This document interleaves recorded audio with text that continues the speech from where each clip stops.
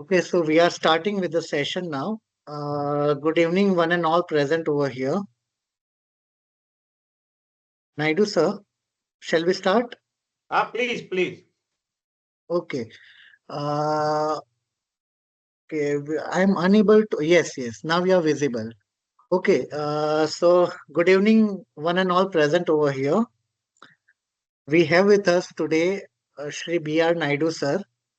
Shri B.R. Naidu sir did his MTech in chemical engineering from IIT Delhi and worked in Central Pollution Control Board for more than 34 years in various capabilities at HO Delhi, Union Territory Office Pondicherry, Eastern Zonal Office at Kolkata, and Western Zonal Office at Vadodara. He retired from CPCB as a director in 2019. He has been associated with various committees constituted by GPCB, MPCB, High Courts, NGT, and still actively associated with various industries association in Gujarat, besides continuing as an expert member in GPCB and MPCB committees. We are extremely blessed to have him as an expert for today's session. Dear Naidu sir, please take over the charge for the session. Thank you, sir. For better clarity, I will stop the video of my face. I will keep only this thing. During end of the talk, during interaction session, I will open the camera. I think that would be better for Okay, sir. as you wish. Okay, sir. No problem. Good afternoon, all the participants. Today, I am expected to talk on environmental legislations. Though I am not a advocate by profession, but still with my experience, eh, I would like to interact with you to the best of my possibility.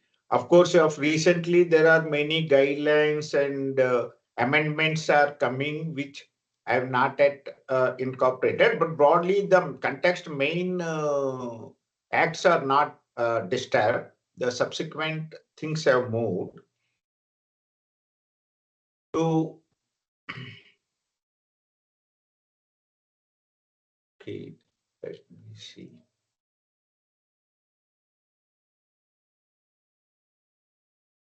Why it's not moved. Okay. Uh, this is the when the we are talking about the regulators as far as environment is concerned, especially pollution related issues. One is the central government, where the MOF and CC, Minister of Environment, Forest and Climate Change, is the nodal agency for this authority in the country. Then state government, predominantly state departments of environment. In some departments are including forest, or they have a separate forest department. Then CPCB at national level. Then State Pollution Control Board at state level. And you know very well, union territories earlier did not have any pollution control board as such. CPCB used to function under this act as a state pollution control board for the union territories. That's why I worked in Pondicherry, being a union territory. That time CPCB was having a pollution control board of Pondicherry in Pondicherry. But subsequently in 1992, when Delhi administration wanted to take over these responsibilities and took up with the central ministry, so the ministry decided, okay, when we have to give it to Delhi, let us hand over it to all the union territories. So the forcefully they handed over to small union territories like Pondicherry, Daman, Diu, and Dadra Nagar Haveli, and other union territories along with Delhi in 1992. But under the act, they cannot have a board as such because it is a delegated power by CPCB as per the direction of MOF. So they have pollution control committee. Say, for example, pollution control committee of Daman, pollution control committee of Pondicherry, pollution control committee of Delhi. It is how these committees have came into the existence. So these are the main four regulators. Of course, there are nowadays third empire also introduced indirectly in 2010 National Green Tribunal, whose authority is above all these uh, decisions. So the National Green Tribunal also came into the picture, and that also functions uh, directly or indirectly as one of the judges in this network of four NGT. You must have heard because it came almost 14, 15 years back, which are functioning. We will discuss. This the slide I have prepared. Probably you may not get in any book or all, though just structure for better understanding. So there are parallel structures in the central level, the parliament where it passed the bill and issues the acts and rules. Then central government, that is the Minister of Environment and Forest, as we discussed. Then CPCB Central Board is under the Ministry of MOF. So then parallelly here, State Assembly, which passes their rules and bills, etc. Then the state government, that is Department of Environment at state level. Then State Board. Here, if you see these arrows, it gives some idea how it functions. So the direction as far as CPCB is concerned is fully funded by MOF. We don't generate our own revenue. Budget support is provided by the government of India. And the CPCB role is mainly to advise the MOF on the environmental matters as per the Act. Then MOF can give direction to CPCB, and also they can give direction to state board. Then even central board can also give direction to state board. Even their own department, Department of Environment of the state government can also give the directions. If you see this structure from three sides, they may get directions, which we will discuss in one of the slides. If three comes, how they have to act. If there are any contradictory directions among these three directions, how they will work, we will discuss. Then same parallelly, the state board has to advise the state government. So this is how the structure has been broadly brought out. So the Central Pollution Control Board, many of the participants must be aware, but just quickly I will see the CPCB is having its headquarters in Delhi since 1974. So you know very well the CPCB as well as many of the state boards their birth started under the Water Act. उस time both the water uh, prevention and control of pollution अभी है उस time water pollution water the board central, if you see the central board name originally in 1974, Central Board for the Prevention and Control of Water Pollution. Such a big name used to be there under the act. Similarly, State Board for the Prevention and Control of Water Pollution, because that time in 1974 there was no Air Act existing. So CPCB or SPCB used to perform the responsibilities and functions as per the Water Act 1974. So we are having a deficit Delhi, and subsequently, because one of the main responsibilities of the CPCB is to coordinate with the state pollution control boards on these matters and passing the information, collecting the information, etc.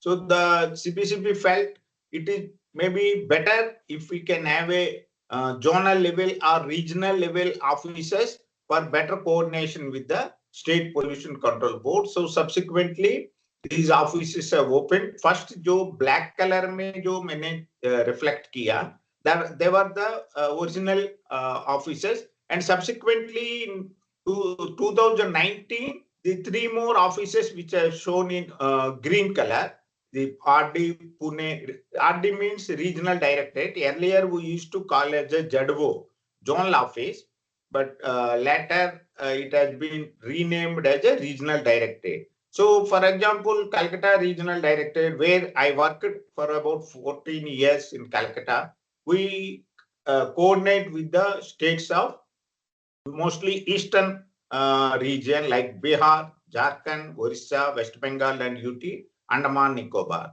Similarly, subsequently, Shillong office opened. Earlier, the Calcutta office used to see the northeast states also, including Sikkim. Then subsequently, there is the office opened at Shillong. So all these northeast states are looked after by our Shillong office.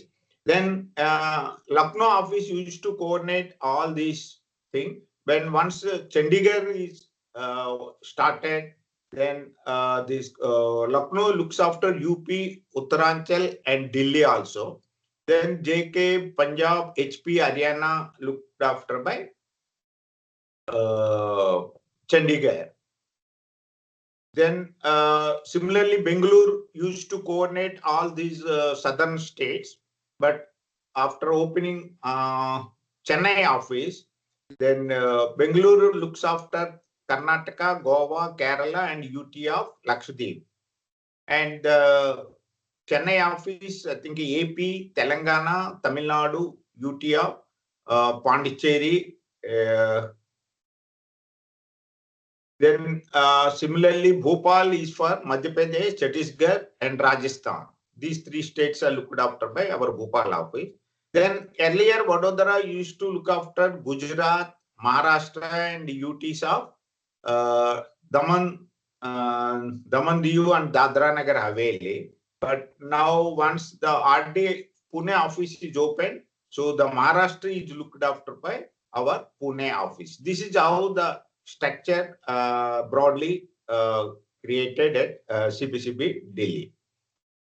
Then, as I said, there are so many acts and rules subsequently came by experience and practical difficulties to come across. The original act, that is the Water Prevention and Control of Pollution Act 1974 came, and subsequently it got amended also in 1987, so if I remember is correct. Then under this act, the state boards and central board have been formulated. That's why I was telling earlier name was Central Board for the Prevention and Control of Water Pollution. Then the rules have come out and various clauses are there. Then subsequently, of course, this red color, which I not for anymore, it is effective.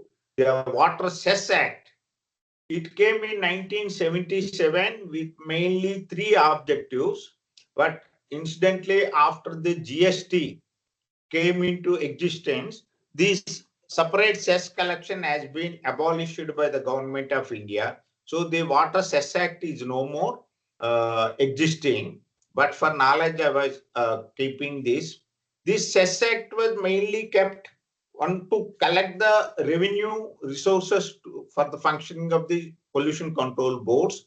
And also there was a discipline so that people don't use the water of their own choice because they have to pay, depends upon the usage of the water, and the cess has to be paid to the government of India, collected by state boards monthly, and 80% again ministry reimbursed to state boards, and 20% they keep it for CPCB funds and CPCB functioning. Then the third objective is they kept on rebate also. So if the industries or municipalities, etc., if they complied with the norms perfectly, then they get the rebate also out of the cess assessment. So these three objectives were there, but it is no more existing.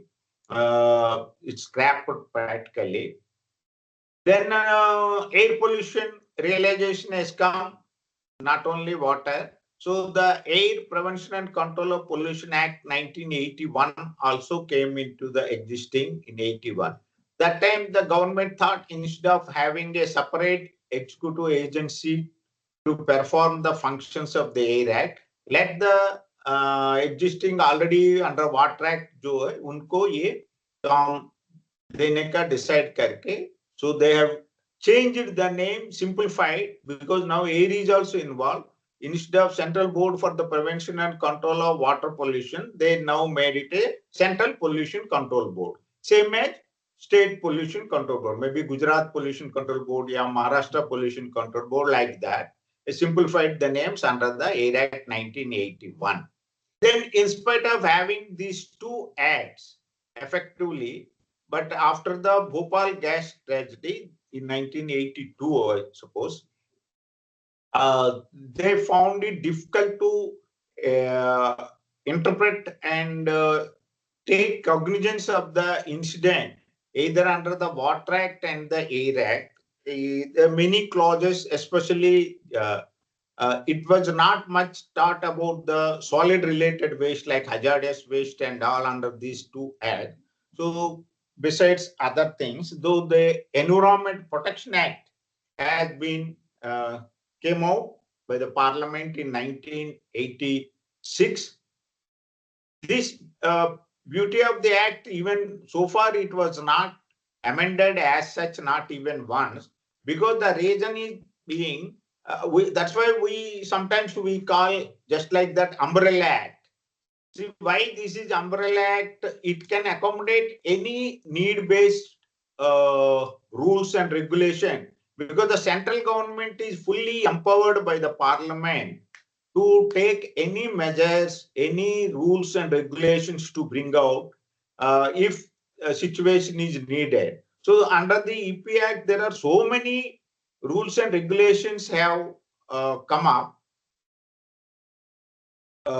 which we can interact separately, because the each rule itself is like an act, but they came out as a rule, so many rules under the EP Act, because the central government has the flexibility. Then there is a Public Liability Insurance Act came 1991, because if something happens to the industry and within the industry people affects, then the employees are covered under EHS and other rules and regulations, inspector factories and all.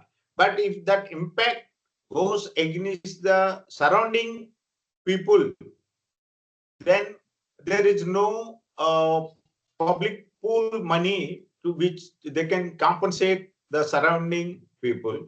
So that is the objective the Public Liability Insurance Act came, especially its applicable majority of the red and large, etc., medium, the list is there. So if something goes wrong, then the collector can take care of funds from under this Public Liability Insurance Act 1981. Recently also it got amended. Then in 2010, as I said, the third referee, uh, like cricket mein jo, who is the right, the National Green Tribunal Act came in 2010, which is the, because earlier used to look after the courts, high court, yeah, first class magistrate, and other issues. So it took a lot of time to get the redressal, because courts have a lot of other works. So exclusively government thought, let us have the green tribunal so that it can dealt with all these pollution control acts. Actually, this green tribunal, when it came in 2010, it looks after the matters related to, it clearly mentioned in the act, the Water Act, of course, CES Act, now it's no more, Air Act, then EP Act, then Forest Act, and then uh, Biodiversity Act, and one more, forest factories name. I think Forest Act, Biodiversity. These two are also there under their purview, National Green Tribunal. So the rules and regulations, as I said, so many rules and regulations have come up under the EP Act. But mainly, broadly, we deal with this noise pollution is one, and then hazardous waste management rules 2016. Actually, it started way back in 1989. The first rules came under the hazardous waste rules under the EPA, but subsequently it got amended in 2003 and 2008. But finally, there are so many amendments and need based. So ministry has superseded the old rules of 1989, and they came out with 2016 a fresh rules.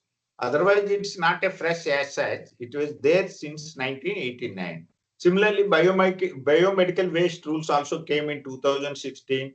All these rules reformulated solid waste management. Earlier, it used to call municipal solid waste management rules. Then subsequently, 2000 or so. Then subsequently, solid waste management rules 2016. Then batteries rules. Then e-waste rules. Of course, time to time it is again amended. Then these new rules, C&D waste rules. That is the construction and demolition waste management rules came in 2016. Earlier, it was not dealt. So many people were dumping on the river banks and low-lying areas here and there, the construction and demolition waste. So the government has came out with this C&D waste management rules. Then, of course, plastic waste rules. So there are many rules have come up under the PI. So broadly, if we talk about the functions of the central board, quickly we will go. Advise the central government on the matters, then plan and cost to execute the nationwide program for prevention and control of abatement of water and air pollution. So this is how the state boards take up many monitoring activities. Central board take up many monitoring activities through state boards and other educational institutions and reputed R&D institutions like NAIDU and all. So under this program, since 1974, the Ganga River has been monitoring. Then its tributary like Yamuna, and subsequently major about 14 major rivers regular monitoring has been carried out. Then subsequently other rivers also came. It has a full network in the country. Similarly, national ambient air quality also got monitored at different locations in the country. So this is all partly funded by CPCB to the state pollution control boards and other institutions. So if we see the origin of Ganga Action Plan, which we had since many decades, the origin is from this monitoring only. When Ganga river got monitored, so we know what is the real water quality at different stages in the river Ganga. Then also we have got the dry data, how the people in that stage are using that river water for the purpose which they want. So the if there is a gap, that means अगर मान लो पानी existing पानी इतना अच्छा नहीं है लेकिन public उसको use कर रहा, so the government objective is to achieve that water quality to meet the public requirement. Use best designated use, we call it. We have a slide I will show you. So that is the to fill the gap, to upgrade the quality of the water. There was an action plan has been prepared that we call it as a Ganga action plan, which we had for many decades and is going on.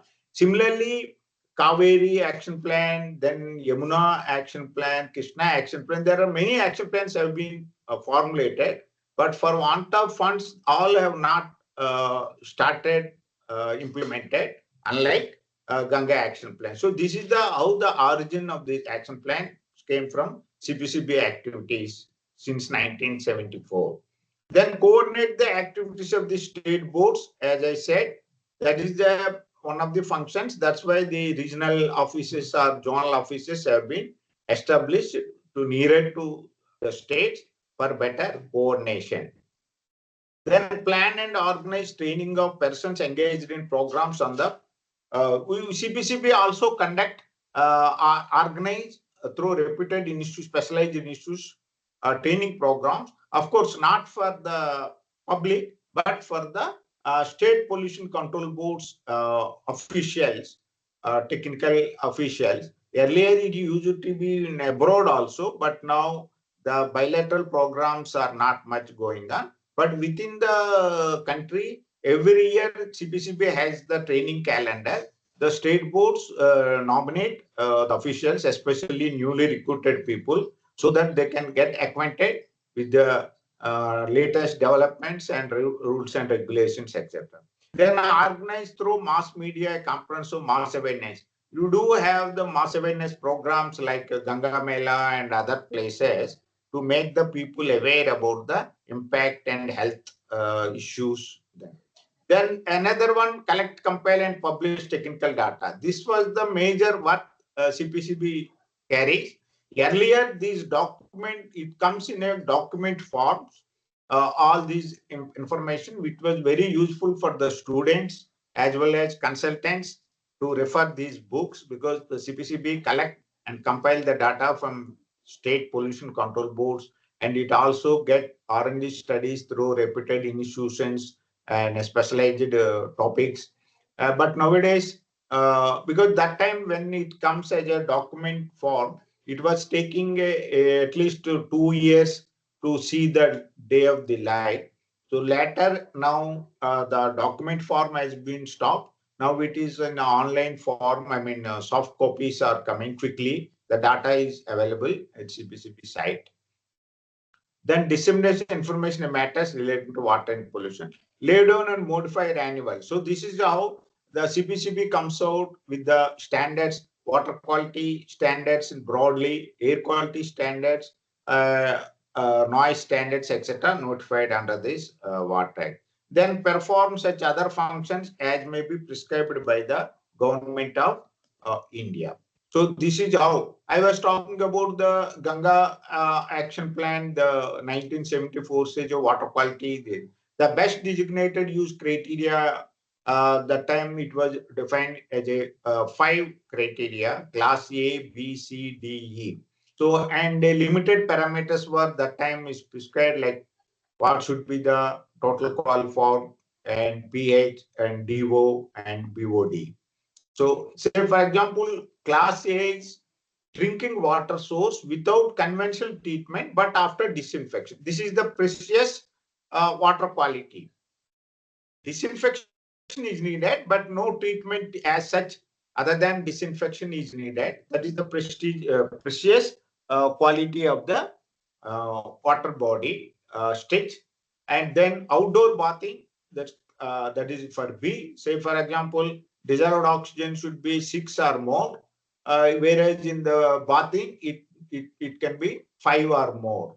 Similarly, A category BOD less than 2, and B sorry, B category 3 or less. So this is how it is given. Then C, drinking water source with conventional treatment followed by disinfection. So A and C, if you see the difference, both looks like same, but waha sirf disinfection is enough. Yaha both treatment and disinfection both are required. Then D is for the wildlife and fisheries, where DO should be equal or greater than 4 mg per liter. Otherwise, fish survival will be difficult. Then E is for irrigation, industrial cooling, controlled waste disposal. This is how here a new parameter came because of irrigation, sodium absorption ratio, SAR. It should be less than 26. Then EC also given electrical conductivity. Then boron is there. So this is the how the CPCB has developed the criteria long back, that ABCD criteria for the river water stretches broadly. Then during the monitoring, as I said, there are many locations expanded every year. in the country, because the country is so vast. In spite of that, the ratio is very less. So these are the core parameters the monitoring agency carry forward. About 9 core parameters and general parameters and field observations and biomonitoring and trace metals and pesticides. Of course, these metals and pesticides are not monthly monitoring schedule. They are either 6 monthly or annual monitoring, because it's not it doesn't say much. So this is how, and it's very expensive also, needs a sophisticated laboratory. So this is the criteria how we select stations, is mainly the common sense take. What is upstream, downstream, if any source of discharge, then upstream station, downstream station, so to know the impact. So here the monitoring network not only covers river, lake, pond, canal, even groundwater also it covers. So mostly water bodies are covered. Similar way, the seawater also being activities are being carried out through Department of Ocean Development under COMAPS program. So here also attempt was made by the CPCB to come out with the stretches, beaches, water quality criteria like that here. Seawater 1, 2, 3, 4, 5. So these are notified also in the Gazette. Designated vessels, how, what is the use of SW1, SW2. So here seawater also being classified. And same way, the CPCB brought out national ambient air quality standards. Earlier, there used to be limited parameters like 4, sulfur dioxide, and then nitrogen dioxide, PM, and now it has become 12. Since 2009, this notification came under the EP Act as well as under the AIR Act. So stand simplified. Earlier, different criteria was there. Then later, this clubbed like industrial, residential, rural, and other areas are one. Eco-sensitive areas, again, they're given more stringent norms. Like, for example, Taj Mahal, where SO2 is a very critical parameter. Uh, so they have made a stringent norms. So there are 12 parameters have been notified, and at many places, all the 12 are monitored, and some places may be lesser because they need a sophisticated equipment as well as laboratory facilities. So it needs to strengthen the monitoring network. So this is how more than about 1,000 national ambient air quality monitoring stations are carried out by CPCB through state boards and NERI, etc. So similarly, the noise standards also been notified and amended subsequently. This industrial noise, it measures in decibel, industrial area, daytime, nighttime, commercial, residential, and silent zone. Here, silent zones also is defined is an area comprising not less than 100 meters around hospitals, education institutions, and courts. The silent zones are zones which are declared as such by the competent authority. District magistrate जो declare करता है. So here the daytime definition is 6 a.m. to 10 p.m. and night time is 10 p.m. to 8 a.m. So these norms also notified by the government.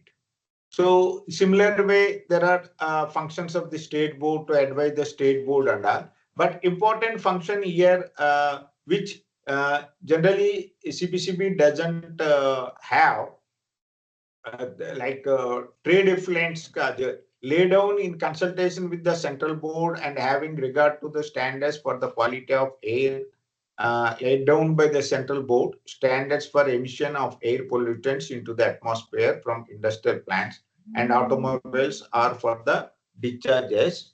So this is how it functions.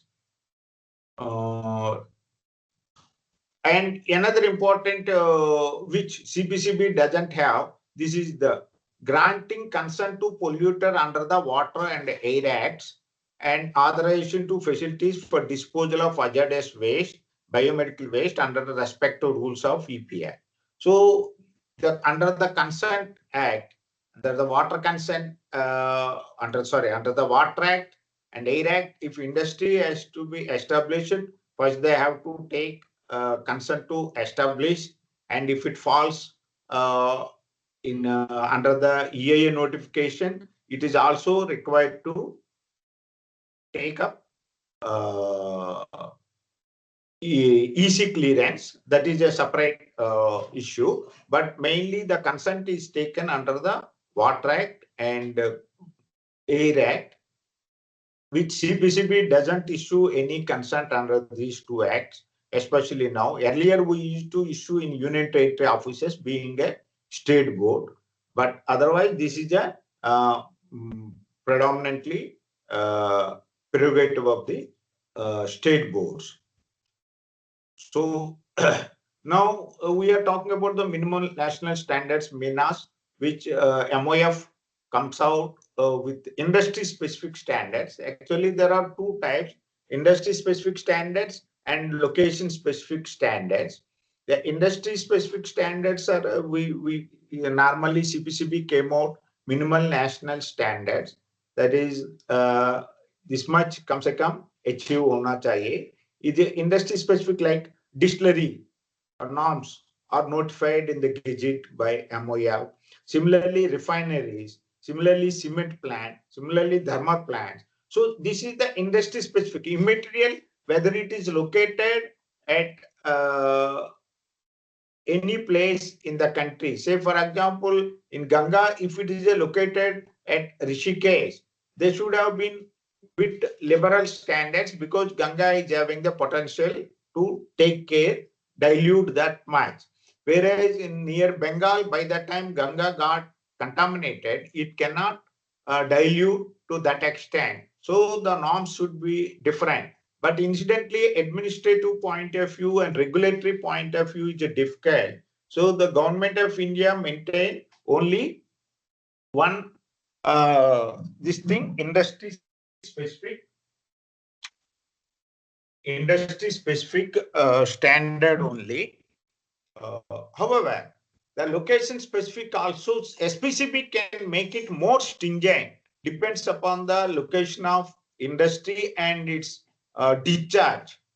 Uh, but SPCB has the right to make it more stringent, but they cannot make it liberal. Say, for example, agar BOD as per the industry specific standards 30 milligram per liter, let us say. So SPCB, if required, they can make it less than 30, maybe 20, maybe 25 by justifying the reason. But they cannot make 32. That is the inbuilt under these rules and regulations. So this is how location specific, as I said, example of Taj Mahal. Whereas refineries in the country have a one type of norms for sulfur dioxide, whereas the Madura refinery, IOCL, which is very nearer to Taj Mahal, there they have a more stringent SO2 norms. So they have to spend more money to reduce the SO2 emissions so that the impact on the Taj Mahal can be reduced. This is how the minimal national standards have been evolved. Now, if we talk about, because it is difficult for us to go clause by clause when so many acts are there.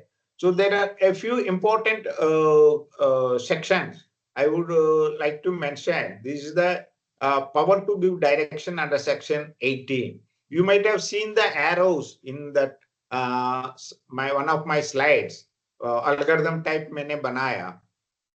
So here under the section 18.1, which many of you or many of the industries are not aware, because this is not directions issued to any specific industry or corporations or municipal bodies. This is the directions among MOF, CPCB and SPCB. So whenever there is a important issues needs to be dealt, then CPCB issues a specific direction to the state boards. And similarly, MOF also issued direction to the central board. So this is how this important 18, which incidentally under the Water Act also it is section 18, under the Air Act also it is section 18. The central board shall be bound by such directions in writing as the central government may give it to it. So जो MOF ने जो भी direction देगा CPCB को, CPCB has to follow. Then every state board shall be bound by such directions in writing as CPCB or state government. यहाँ जो दो arrows बताए ना मैंने, जो central board can also give a direction to the state board. Similarly, their own boss, that is state government, that is Department of Environment, can also give direction, provided that where a direction given by the state government is inconsistent with the direction given by the CPCB. It's a very critical question. अगर मान लीजिए CPCB state board को एक direction दिया, उसी subject में अगर उनका own boss, the state government has given a direction on the same subject, but if both the directions are in similar way, well and good. But if both are contradictory, then it is difficult for the state boards to implement, whether they have to follow CPCB direction or they have to follow their own boss, that is Department of Environment direction. So these, under such circumstances, if there is a contradictory direction from CPCB and state government to state board, then the final decision lies with the central government.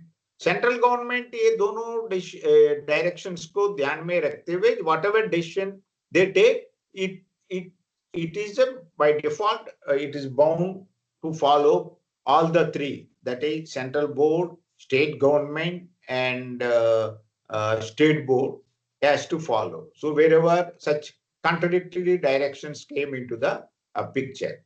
Then under this section 18, there is also an emergency clause is kept, 18(3).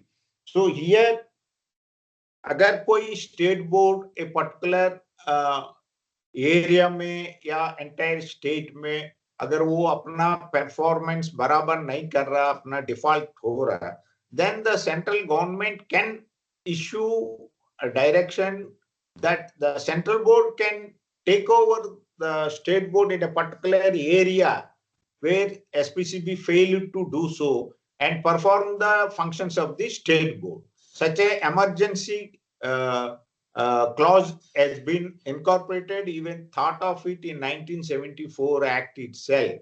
But it is a rarely applied. Only in one case, I think in UP, in a particular district, the Supreme Court has not satisfied with the actions taken by the UP State Pollution Control Board. Then they will pass an order. So the CPCB had to perform the functions of the UP Pollution Control Board for 3 weeks in that particular area. That is rarely it happens. But the remaining portion, remaining area, the SPCB can perform the duty in the particular area as required. It is rare. But what I mean to say, the clauses are there. So similarly, there are another sections, so how 19, the Water Act, then 20 of the information, then power to take samples. Under section 21, the state board visits and collect the samples from the industries. Then reports of analysis, power of entry and inspection under section 23. Then this is the 25, the restrictions on new outlets and new discharges. This is what under the section 25 of the Water Act, the any establishment like industry has to take the consent to operate before discharging their effluent into the environment. I mean, anywhere, whether it is in their own premises for gardening or to the river or to the CETP or to the sea outfall. So they have to get the consent to operate under the Water Act and Section 25 of the Water Act. Then Section 27, refusal. The state board can also refuse the consent for regions recorded or even in between. Normally consent they give for 5 years.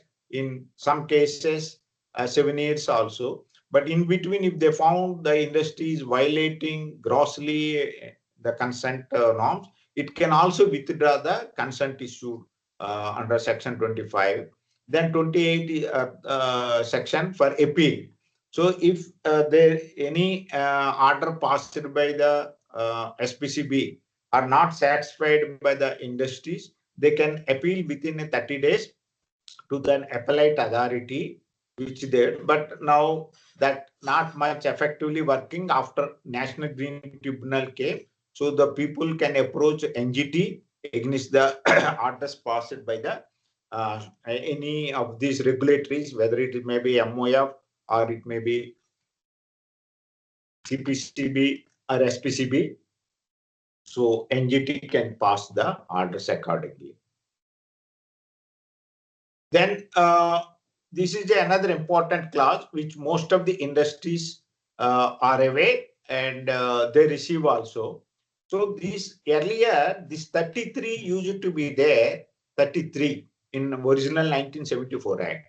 So वहाँ के जब state boards, when state board officials visit any industry and found there is a violation, they had very limited powers to take action against the defaulter, except they go and file a case in a first class magistrate of that area, and the case used to take years together, and finally it end up losing state board because the industries have very efficient because they have money power and they have a very higher, very good advocates, unlike government paid advocates.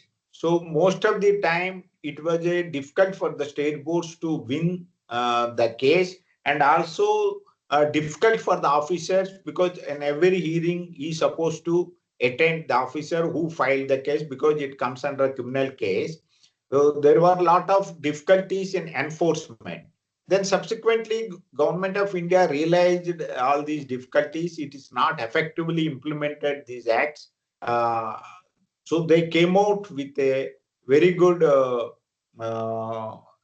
clause amendment, that is 33A is added in the Water Act. Similarly, 31A is added in the Air Act, where the state board can issue direction in writing to any person, officer, authority, and such person, officer, authority shall be bound to comply with such direction. So उनको जो teeth मिला, they can issue direction, closure direction to any industry. The industry has to obey. They don't need to go to court to get that closure direction, closure order, or punishment. Even state board can directly issue the closure direction to the industry to stop discharge of their effluents or emissions. Then this direction also has the power. See, if industry is given, if industry doesn't fall, what will happen? That's why they can also issue copy of the direction to electricity department or GADC, for example, in Gujarat, water department, to disconnect power supply and water supply so that the industry even cannot operate illegally also. So this is how these new amendments have brought uh, in the Water Act. Similarly, under the Air Act also, uh, this is how I don't want to discuss much on Air Act, but the powers, जो भी responsibilities and regulations and the corresponding act in the Water Act and Air Act corresponding sections, I have brought out जैसे serial number 8 है. Power to give direction, section 18 is common for MOF or CPCB or state government to issue directions. Then the power to give directions to the industries in section 33A under Water Act, just we discussed. Similarly, 31A of the Air Act. This is how, if you see the serial number 4, to grant consent or authorization, mainly consent to operate. Section 25 of the Water Act consent issue there, and Section 21 of the Air Act makes consent issue there. So same repeat they have done, power to give direction under the Air Act also, when new clause was added, that is 31A, and we discussed it under the Water Act, the similar one. See, same pattern, they also have the inbuilt power to give direction under Section 5 of the EP Act, Environment Protection Act, 1986 में यहाँ भी, but here the main power was to the central government, not either state board or central board as such. If you read it, the original EP Act Section 5, the central government may issue directions in writing to any person, officer, or any authority, and the concerned are bound to comply with such directions, like closure or stoppage of water or electricity, etc. But this is the original clause is there in that. But subsequently, when central government felt it is difficult for them to handle entire environmental issues in the such a big nation in the country, then subsequently under the EP Act they have the power, Section 3. Under the Section 3, they have delegated these powers to chairman Central Pollution Control Board and chairman State Pollution Control Board or Pollution Control Committee. Only chairman के लिए ये जो Section 5 power है delegate के, इसलिए whenever CPCB visits any industry or any activity, if they want to give any closure direction or any direction under section, they issue only under Section 5 by the chairman Central Board through EP Act. Then this is the powers of entry and inspection. CPCB officials also visit industries, not that frequently, unlike state boards, because our mandate is different. Broadly, if there is any VIP compliance or there is any specific issues under the EP Act, the central board can directly visit all these industries. Power of entry and inspection. If you see the I-card of the CPCB officials, you will find that he's authorized to, is empowered to enter the inspection under Section 10 and Section 11 of the EP Act. It's mentioned. So state CPCB officials can visit any establishment. Then same under Section 11, they can also take samples, water sample, effluent sample, and stack sample, etc., and solid waste, that is hazardous waste sample. Whenever they go, they take under Section 11. They also issue notice. There is a procedure how to collect the sample and what is the legal requirement, acknowledgement, etc., etc. So this is how the Section 11 reflect on the collection of the sample during the visit. Then there are clauses in the EP Act, environmental laboratories. You know, many of the laboratories, they are recognized, they apply to the center or CPCB, and then they get the recognition if they have the minimum requisite facilities. Unlike like our environmental audit scheme, the Gujarat Pollution Control Board has the scheme. This is the objective of this training program. Under that scheme, there are many laboratories, but here the scope is very limited, and the equipment and manpower, etc., there is a limited definition.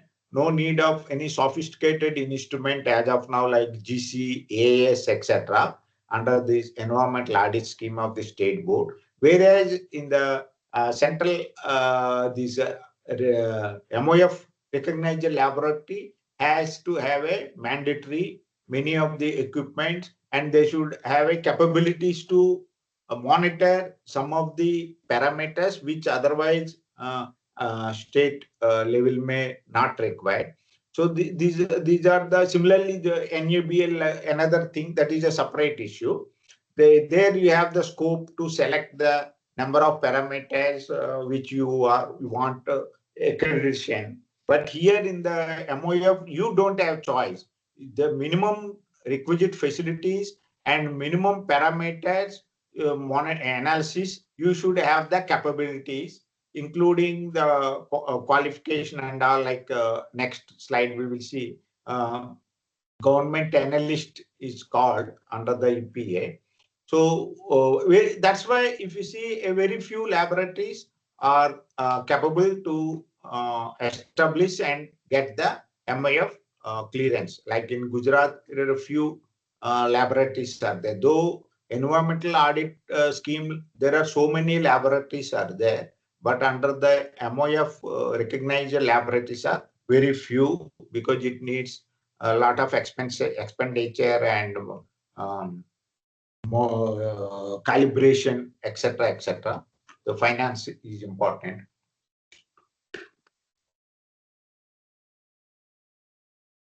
Then under the EP Act, there is a government analyst also defined and notified because the EP and laboratories under the EP Act, including the government analyst within that laboratories also, once the MOF is approved, they issue gazette notification.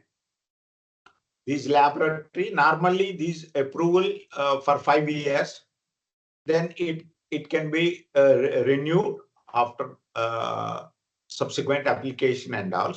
So the government analyst reports are only accepted in the court of law as per the EP Act. So these are some of the qualifications of government analyst under the rules and regulation. One is graduate in science from a recognized university with 5 years experience in laboratory engaged in environmental investigation, testing or analysis, or the postgraduate in science or a graduate in engineering or a graduate in medicine or equivalent with 2 years experience in a laboratory engaged in environmental investigation. That means agar science graduate होगा तो 5 साल और science post graduate और graduate in engineering वगैरह होगा तो 2 साल experience चाहिए. Then postgraduate in environment science from recognized with 2 years, same like. So if one has these qualifications, he can apply, he can be recognized as a government analyst of a particular laboratory. If that laboratory is recognized, 2, 3 government analysts can be also notified so that the laboratory can function without any difficulty. Then there is a penalty which is a nominal, but it's not much effective now because a National Green Tribunal issues their own orders under the penalties, or nowadays many people heard about EDC, environment damage compensation, etc. Broadly they come out. So this 5,000 is there. It is also government thought to amend these things. But it is not materialized yet. So these are the main sections which I feel it's required to be known. Otherwise, in one session, it is difficult to take all the 3 major acts. Then the EDC formula was also developed by CPCB. Broadly, it is followed how the EC calculation. Of course, subsequently, these are being modified by CPCB, but initially CPCB used to take this formula for calculation of the environmental damage whenever directions are violated and all. Then another important, most of the consultants are aware about this EIA notification, which has importantly came. Originally, this EIA notification came in 1994. But that time, the type of industries which require are very limited. Maybe if I remember is correct, about 32 or so list is given. So only 32 industries OB, if their capital investment is beyond certain amount or their capacity is beyond certain, then only the EIA notification was applicable. But subsequently in 2006, it got amended and a fresh notification came where majority of the industries, especially the red category and large, medium industries, all they brought into the EA notification 2006. So here, if under the notification, if any industry wants to set up and they attract this, they have to get the environmental clearance from the government, either through MOF or state government, not exactly state government, state environmental impact assessment authority. We will see the next slide. So this is broadly the EA notification said requirement prior environment clearance before take up any construction activity. One has to get the EC clearance. There is a lot of procedure is there. They have to apply respective authority, then they get. There is a procedure. It takes at least around 1 year, and even sometimes more. If there is a public hearing is there, then it will be more complicated. So the impact and that mitigative measures needs to be prepared by the consultant. That consultants also nowadays recognize not everyone can do. Only NABARD recognized consultants only can. And again, it has category wise, category A, category B.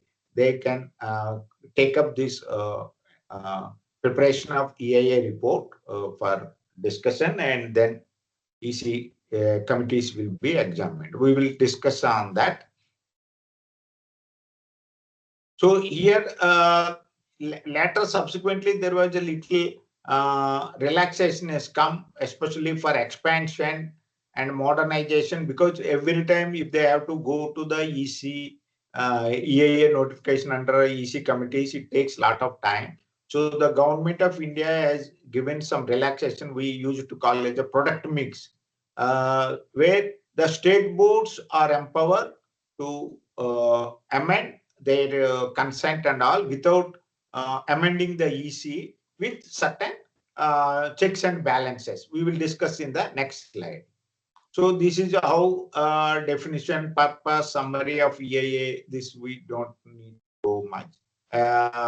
As we discussed the EC clearance and all, then product mix. This may be important for us. See, I said one is issued by MOF and one is issued by State Environmental Impact Assessment Authority. That is, the authority is notified by the MOF at each state. At state level, there are two authorities. One is State Expert Appraisal Committee, which review your EIA reports and the presentation they go through, and once they satisfied, they recommend it to the state environmental impact assessment authority, which they further discuss, and if they satisfied, they issue EC at state level. Similarly, the category A, that is central government. There is also another expert appraisal committee, EAC is there, like SCAC at state level, EAC at central level. Now, I think 3 or 4 EAC committees are there for different sector, like chemical sector, then mining, alag sector, IA1, IA2, like that. They ministry as this thing. But finally, central government ministry will issue the EC once they satisfied with the recommendations of the expert appraisal committee. So there are the parallel processes there to reduce the load. So category A industries are dealt at central level, and category B level B1, B2, etc. are dealt at state level. This is how the notification says. There is a big, under the EIA notification, there is a schedule which I have not taken into account. Big schedule is there where one can know which industry falls under category A, which type of industry falls under category A, which type of industry falls under category B. Then the EC process is at different stages like screening, scoping, public consultation if required, and appraisal. So public consultation is required if there is a proposed industry or the going to expand that industry is not in a notified industrial state. अगर कोई जीएडीसी में industry रखना चाहता है, then it doesn't attract public hearing. If it is in an isolated place, if someone wants to set up industry which is not a notified industrial area, then there should be a public hearing. The nearby public ka opinion lena padega. The collector, there is a procedure of public hearing. If the public is satisfied and give positive inputs, then it will be proceeded further. Otherwise, it is a difficult. So public consultation is very important. Whereas in a GADC or MIDC and like that industrial estate, notified industrial estate, then public, because it's already in industrial area, so public consultation is not required. So this is all. Now, this one thing I have given in small here. So, the CP, Comprehensive Environmental Pollution Index. There is a CP introduced by CPCB long back 2009.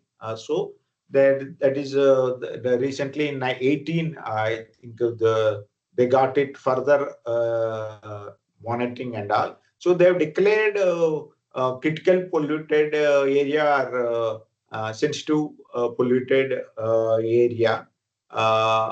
And other areas depends upon the CEPI score, which itself is a different topic. But here I want to mention under this CEPI issue, the MOF has come out with a memorandum, OM, office memorandum, as per the directives of the National Green Tribunal Principal Bench. So if any industry is located in a critical polluted area, like in Gujarat, for example, Nandesari is under CPA critical polluted area, Ankleshwar, Vapi, then Vatva. Like that, there are a few critical polluted areas are there. If any industry setting up or require expansion, though otherwise it falls in category B, but because now it is located in critical polluted area or sensitive, severely polluted area, then it will by default become a category. So even if it is otherwise B, they have to apply to the MOF Delhi and they have to appear before the EAC committee at Delhi level to get because by default it will become a category as long as that area declared as a CPA or SPA. This is not in the original route, but with the OM, this is what the government of India has decided and issued OM to all the concerned. So this is CTE, CCA. I don't want to go much on it.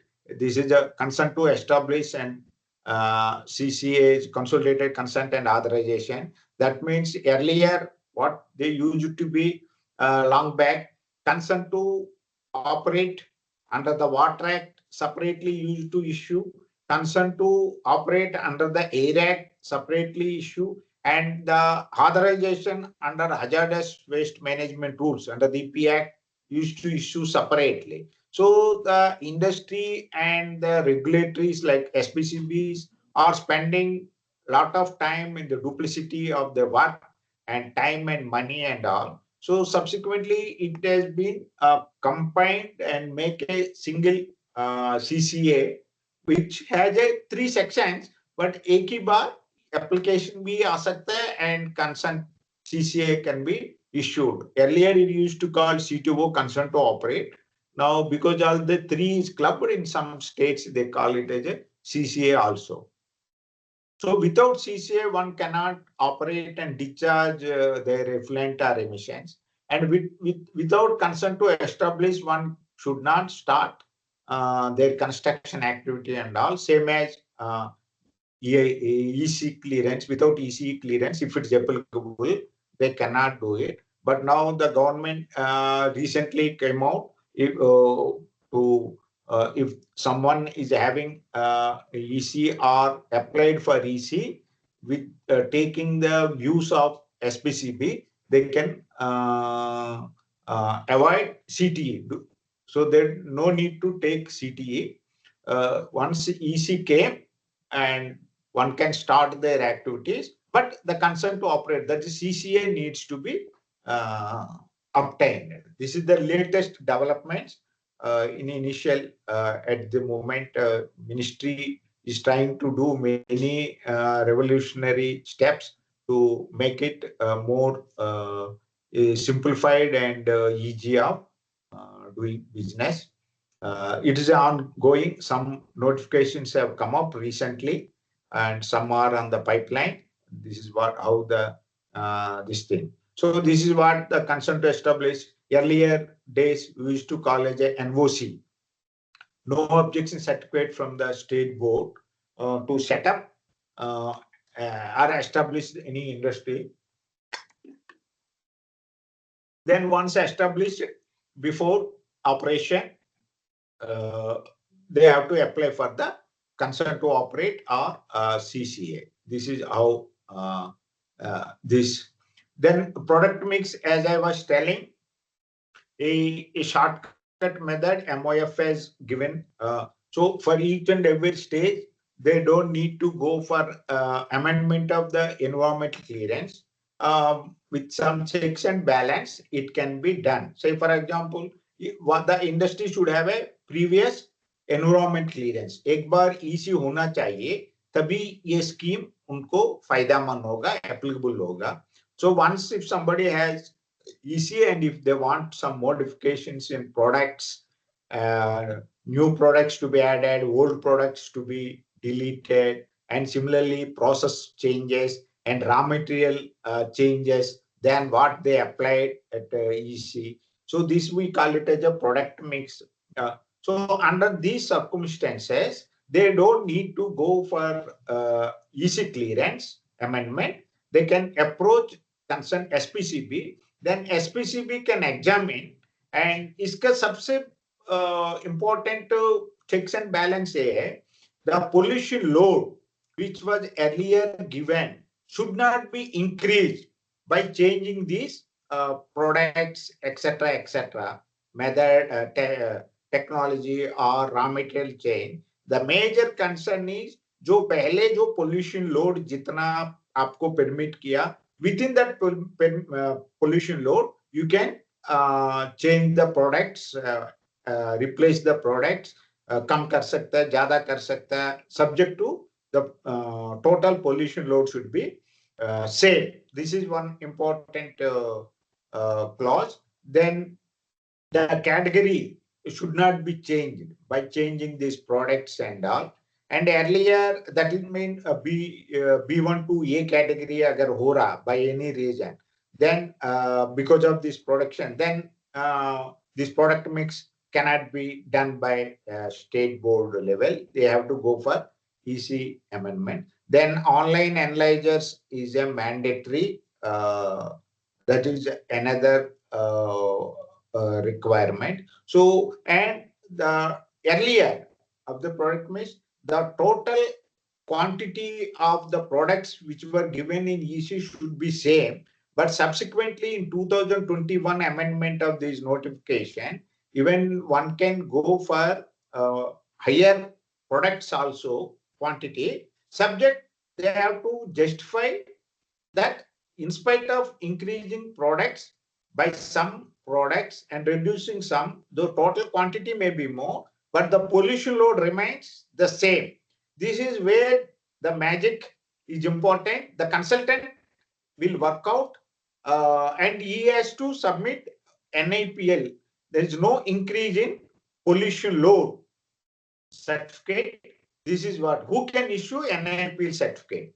Just we said, na environmental artists, the NABARD EIA consultants, mainly they are required to, or in Gujarat, Schedule 1 auditors also, only Schedule 1, not Schedule 2. Schedule 1 auditor can also issue the NIPL certificate, no increase in pollution load certificate by going through the project proposal, and even if required by visiting the industry, they have to get this NAPL certificate from either of these CSR laboratories, etc. The government has ordered.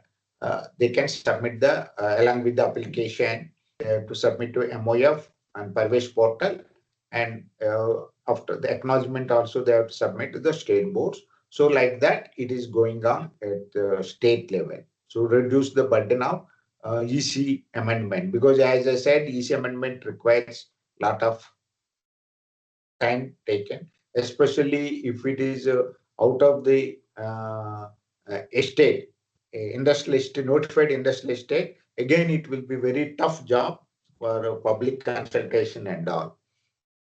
Then I don't think we have much time because I think I'm supposed to finish by 7:30. Uh, Let us see quickly.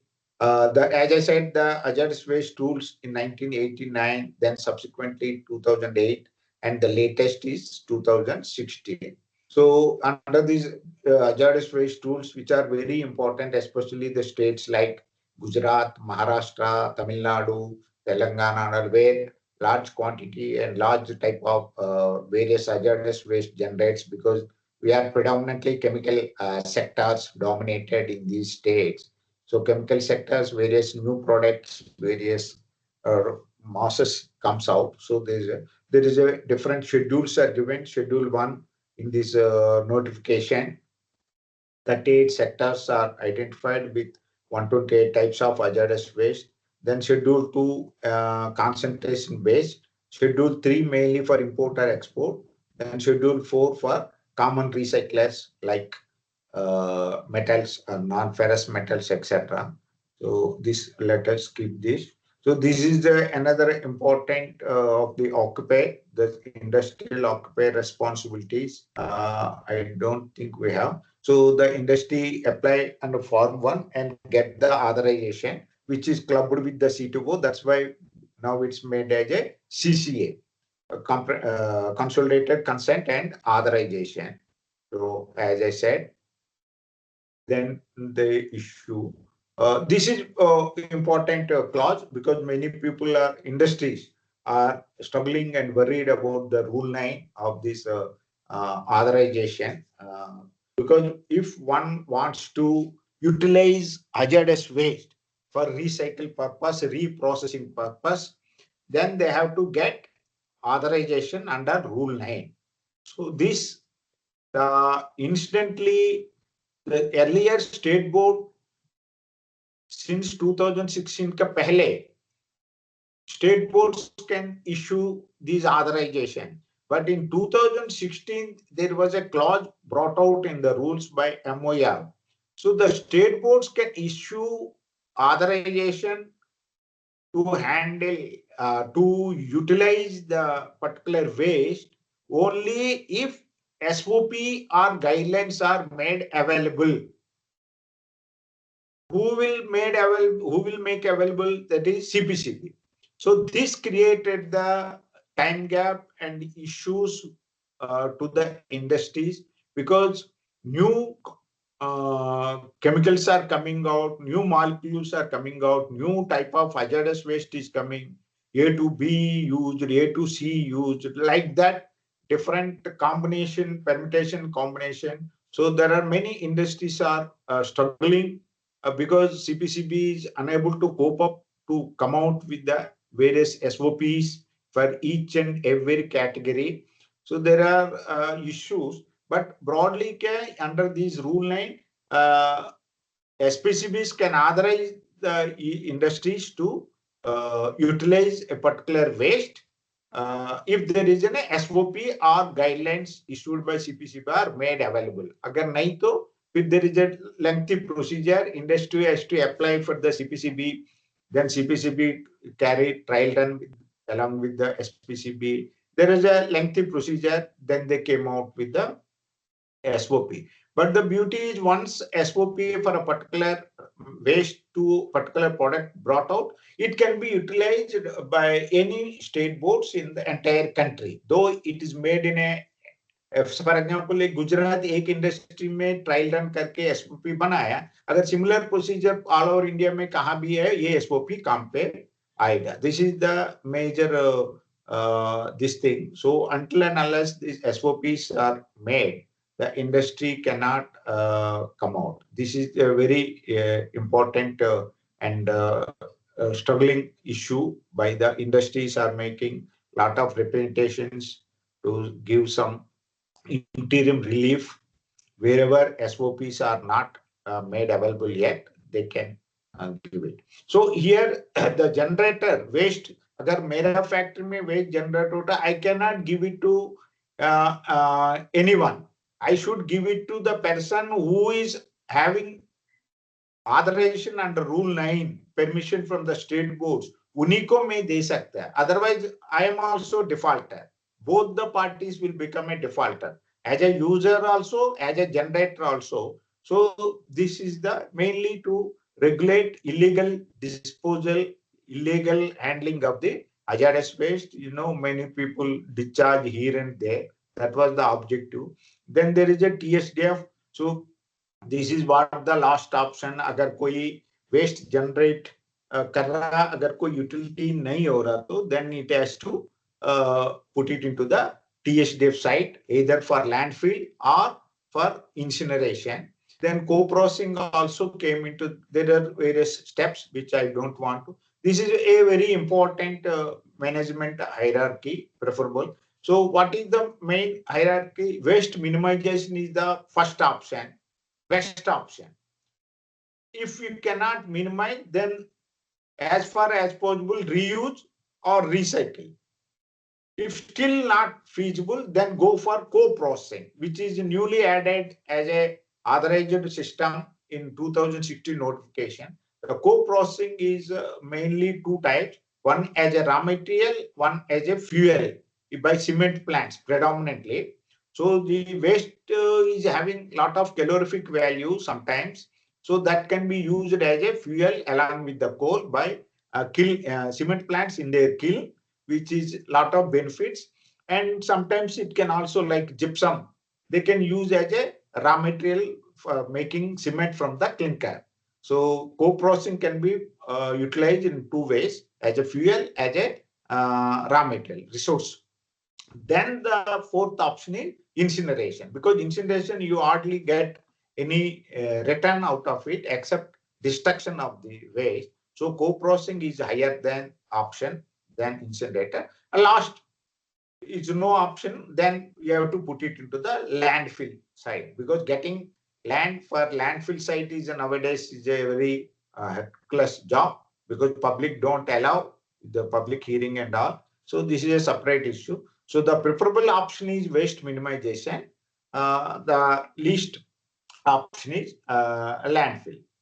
Then co-processing, as I said, alternate fuel. Let us not discuss much on this further. The CP I was talking broadly, I kept only last slide. Critical polluted area. अगर वो एक उसका lot of procedure is there how to calculate, monitor and calculate. If the score is more than or equal to 70, then it's called critical polluted area, and it's between 60 and 69 severe polluted area, and other polluted area 50 to 59. So there are various factors are given: A, B, C, D, health impacts and level of pollutants and location. All these factors basis में SAP is being calculated. So this is what I would like to end my session. So I will stop sharing now so that we can spend some time for discussion. I will open my camera also. Now, with the permission of the organizers, I would like to give, I think I have only left 5 minutes or so.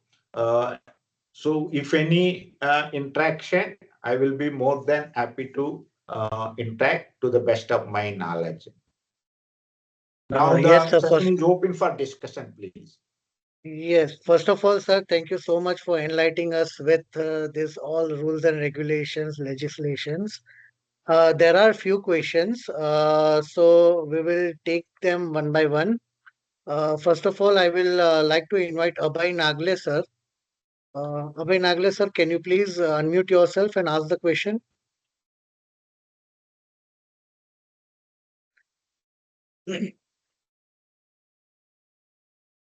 Abhay Nagle sir. Okay, there was one question which I am supposed to ask for one of the participant. Uh, Sir, if any SPCB wants to change in effluent emissions standard using power given by EP Act 1986, then they need any prior approval from CPCB or MOEFCC, as Yes, like yes, they wants yes, to yes, change in. yes.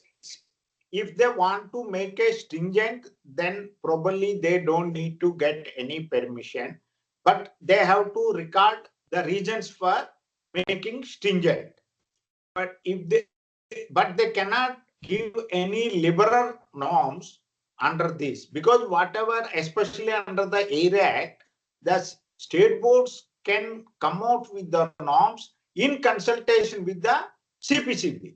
If you see that, especially for the Air Act, in consultation with CPCB. So before, if they want to make any liberal standards, they have to take CPCB into confidence and get the CPCB approval, because the ultimate objective के जो भी emissions, for example, coming out, it should be in such a way that the ambient air quality, especially the ground level concentration, should not be increased.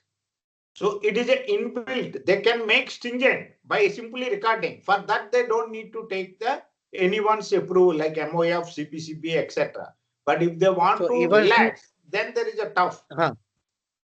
so here in this question is that they want to relax the norms from 30 No, BOD 30 milligram per liter to no, they 25 cannot. milligram They per liter. cannot. They cannot. Relax cannot be done. 25, if they want to Okay, make 25, they can do so by recording the reasons.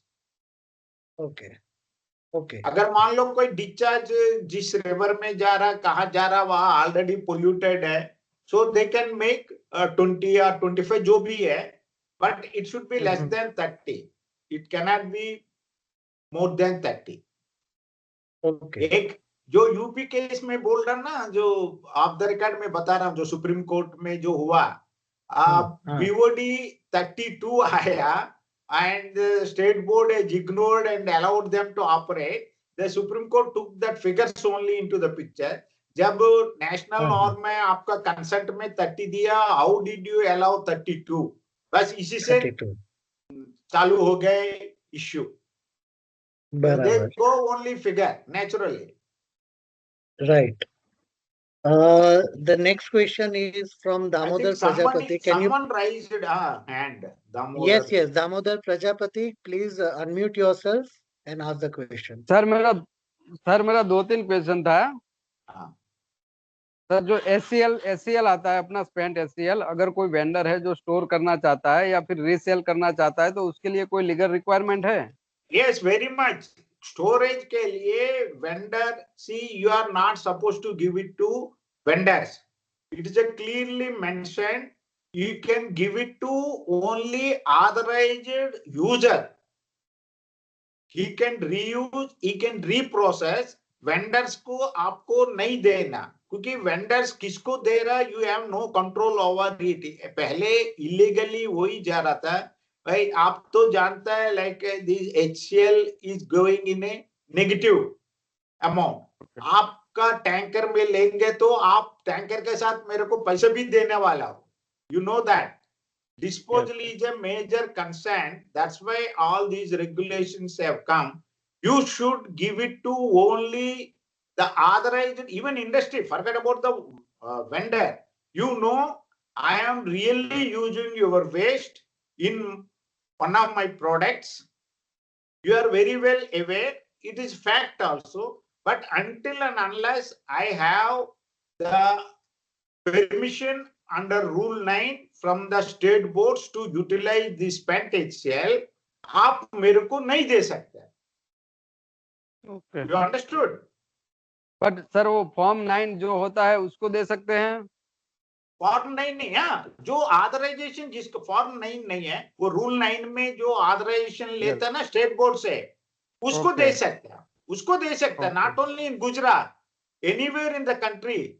अगर मैं, मेरा industry Maharashtra है, मैं आपसे लेना चाहता है, अगर महाराष्ट्र बोर्ड से मेरे को पास ऑथराइजेशन है, तो आप ओके स्टेट बोर्ड को मेरा ऑथराइजेशन कॉपी के साथ अप्लाई करेंगे तो they issue manifest. Of course Gujarat board is very strict, they are maintaining manifest system also, so that authorization is inbuilt automatically. तो तभी आप anywhere in the country you can send it provided it fulfill the requirements, sir but one more not to the question, vendors. या understand sir, one more question, हमको जो home care product रहता है, toilet cleaner हो गया या वो अपना डिश वॉश हो गया, जो स्मॉल क्वांटिटी में अगर मैन्युफैक्चर कोई कर रहा है तो उसको कोई लीगल रिक्वायरमेंट है इसी का या सिटी का? नहीं, वो see, if for anyone, if it is registered under the industrial establishment, then he has to get the consent to operate from the state board, because he will discharge some wastewater into somewhere, either municipal drain or here and there. Factory मतलब तो कुछ जाएगा, domestic भी नहीं sir, जाएगा, industry भी। Sir there is no waste generation in this process. Then see, I appreciate in that way. You have to see now CPCB has come out with categories of industries like red, orange, green, white. So yes, white category ko now it is not required consent to operate, and only one time intimation or registration with the SPCB. आपको consent का जरूरत नहीं. Now you have to see the products or the type of industries you are talking, where it falls in the CPCB criteria. Abhi recently it got amended also CPCB, because the reason is that even in red, orange, green also, it so far it was varying. मान लो किसी industry को Gujarat board red category पकड़ के जा रहा था earlier, same type of industry, same मालिक है, अगर तारापुर में, दैट इज महाराष्ट्र, वहां ऑरेंज में जा रहा था, Maharashtra Pollution Control Board consider it is an RN. So there is a lot of conflict is going on. Same industry, same मालिक है, यहाँ रेड में डील कर रहा, वहां ऑरेंज में डील कर रहा. To avoid such this thing, CPCB has come out in, if I remember it is correct, in 2016 or 19 first came, and recently it got amended time to time. So the category of industries are broadly identified. So it has to be followed uniformly in the entire country. तो अगर वो category कोई industry अगर green में गुजरात में, तो automatically Maharashtra में भी उसको ग्रीन में लेना पड़ेगा. This is how this thing. So white category is exempted to get the consent, but intimation as one time registration with the state board. So whether the products which you are talking, where it falls, I don't have any ready reckoner. You have to see that list. Okay sir, एक one more question था, जो अपना rain session रहता है उसमें जो river में जो उसका एफ्लुएंट जाता है, कई कंपनियों का जो डिस्चार्ज कर देते हैं रेन सेशन, तो वहां पे कोई प्रोसीजर है, लीगल प्रोसीजर के रिवर का सैंपल लेना है नहीं लेना है, या फिर उनके कंपनी के अगेंस्ट में कोई एक्शन? नहीं नहीं है, सब कुछ है जो बारिश में, इसलिए जो स्टेट बोर्ड्स स्पेशली जीपीसीबी बारिश का मौसम से पहले सबको सावधान करता है. All the storm water drain should be checked and closed it, and the first rain it has to be taken back to ETP for treatment. It should not be let it down. Only really stormwater or not, they have to check also before discharging it, because many people take the advantage and ये बारिश का मौसम में बारिश के पानी के साथ साथ वो इफ्लुएंट भी फ्लश आउट कर लेते हैं यस ड्रेन यस में, यस, वो फ्लश आउट पकड़ करते लेते हैं। हैं, पकड़ लेते हैं. 2-3 इंडस्ट्री रिसेंटली बारिश के मौसम में पकड़ा, अंकलेश्वर में भी they were closed. I don't want to disclose the name. हाँ, but you may say enforcement is a very tough and difficult. रात को 1 बजे 11 बजे छोड़ देते तो कहाँ स्टेट बोर्ड के इतना नहीं सर, मैन पावर क्या है, इतना विजिलेंस कहाँ है वेरिफिकेशन नहीं करना, बट उसमें इट इज उसमें इलीगल। क्या, नहीं वो लॉट्स ऑफ कंपनी सर छोड़ देती है तो किसी का पता ही नहीं चलता है किसका एप्लीकेंट है वो। वो अलग है, उसके लिए बहुत प्रोसीजर है। अगर सैंपल कलेक्ट किया तो फिर वो फिंगरप्रिंट एनालिसिस करेगा, आपको प्रीवियस डे का प्रोडक्ट्स क्या, रॉ मटेरियल्स क्या, वो there is a big postmortem like करना पड़ता है। But it is a system is there, but always illegal तो होता है। पुलिस स्टेशन है, हम भी है, लेकिन चलता रहता है। हेलमेट बिना हम गाड़ी भी चलाता है, रेड लाइट भी क्रॉस कर लेते हैं दिन में। क्या करें, इंडिया में सब कुछ चलता है, हमको पर मालूम सर नहीं रेड लाइट क्रॉस नहीं करना।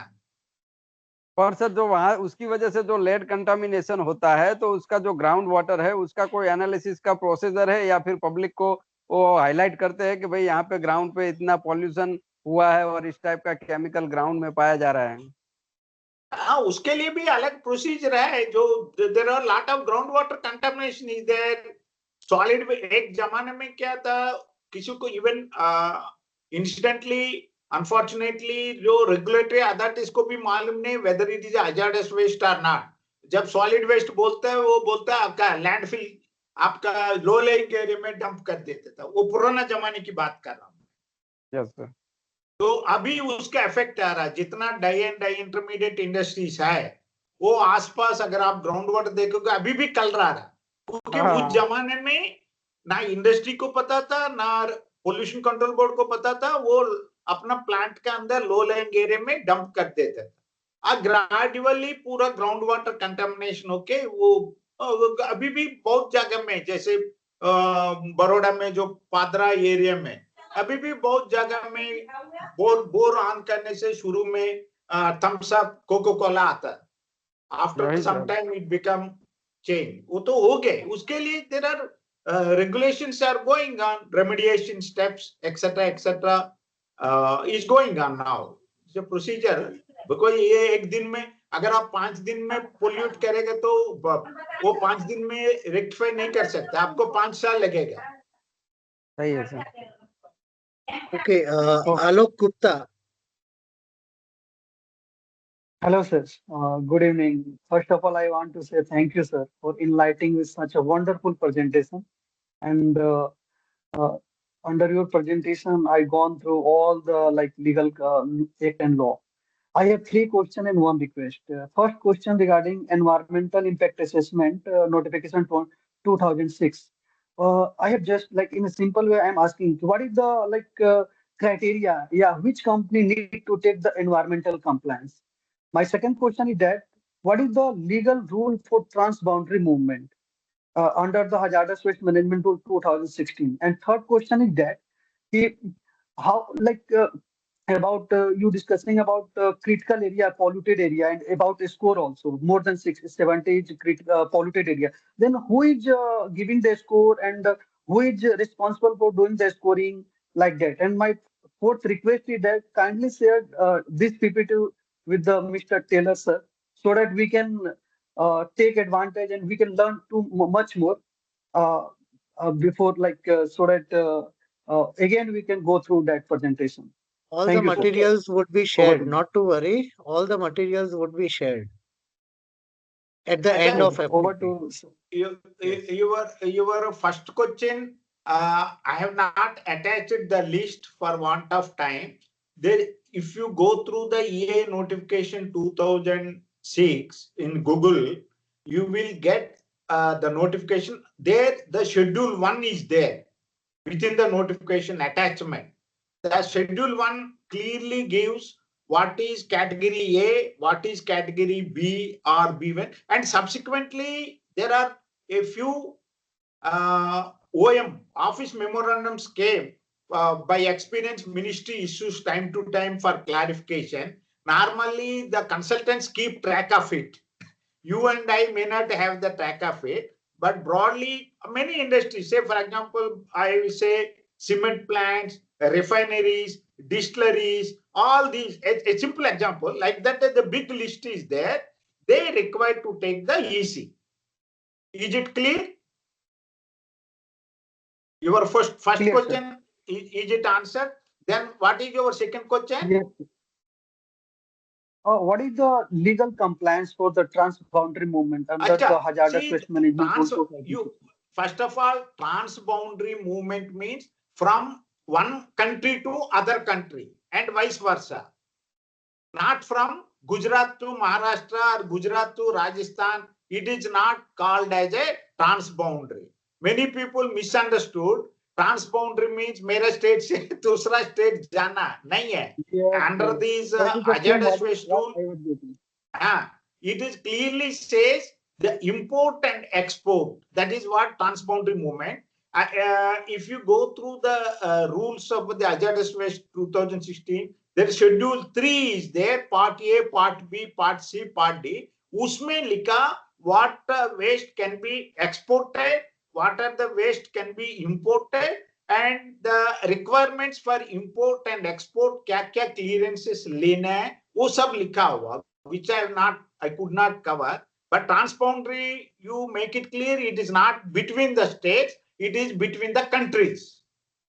Then the third one, the CP calculation, it is earlier it started by CPCB in 2009, and subsequently in 2018 also CPCB carried out field monitoring and calculated the score on the basis of data made available by the SPCBs also. But as per the notification, rules and regulations, every year the SPCB has to carry out this exercise, and every 2 years CPCB has to carry out this exercise of these monitoring and calculation, come out with the scores. But unfortunately, since 2018, no calculation has been taken place.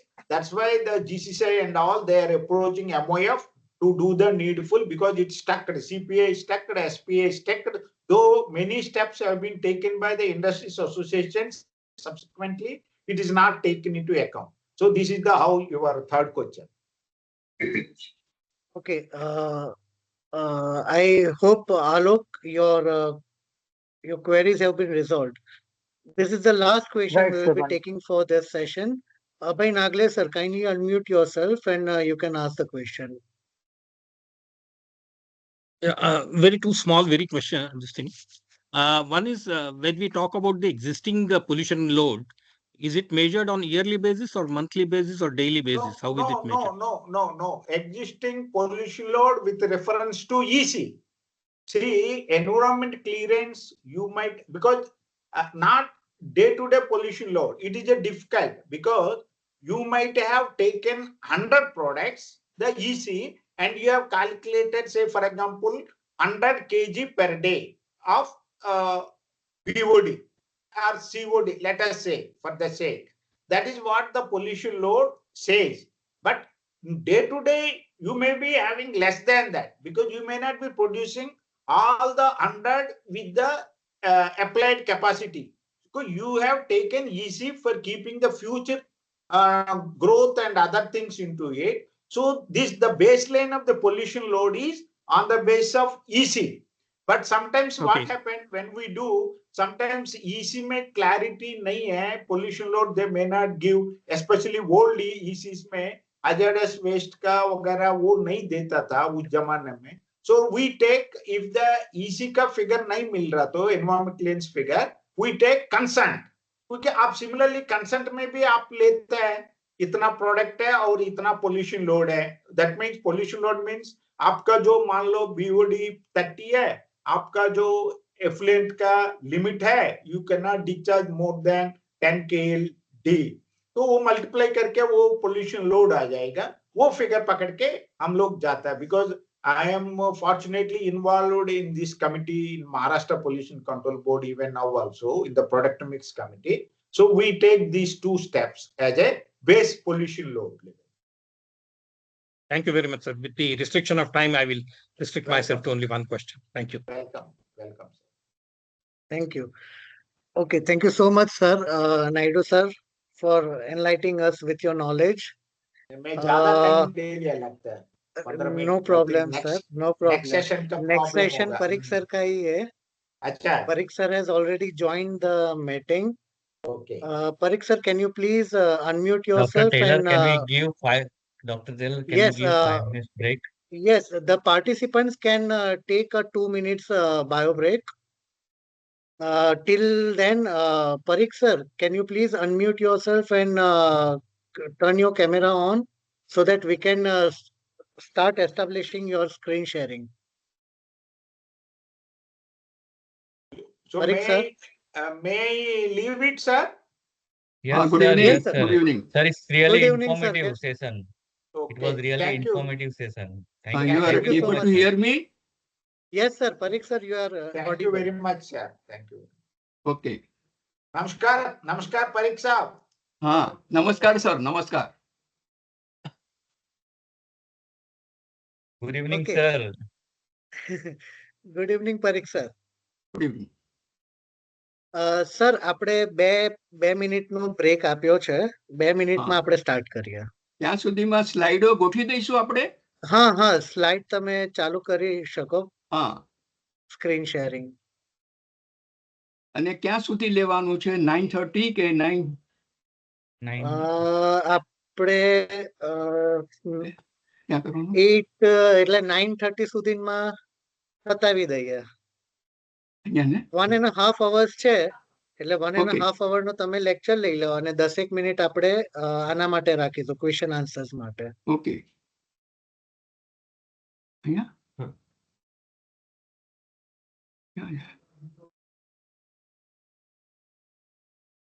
હા, તમારી screen આવી ગઈ. હવે ખાલી presentation. હા, presentation. Presentation આવ્યું? આવ્યું sir. આવ્યું ને? હા. અને okay. Presentation clear? Mode start કરી દેજો. અને મારો અવાજ સંભળાય છે ને? હા સર, ક્લિયર. ખાલી તમે પ્રેઝન્ટેશન મોડ સ્ટાર્ટ કરી દો. હા, હું કરીશ મારી જાતે. અને Okay. Fortunately my grandson is with me right now. એટલે જરૂર પડશે તો I can call him for a minute. He is just sitting next door to me. હા, ઓકે સર. પણ દેખાય છે ખરું ને સરસ રીતે? Yes sir, it is clear and clearly visible. Okay. So we wait for some time. હા, I we think it will is wait for 9:50 now. In my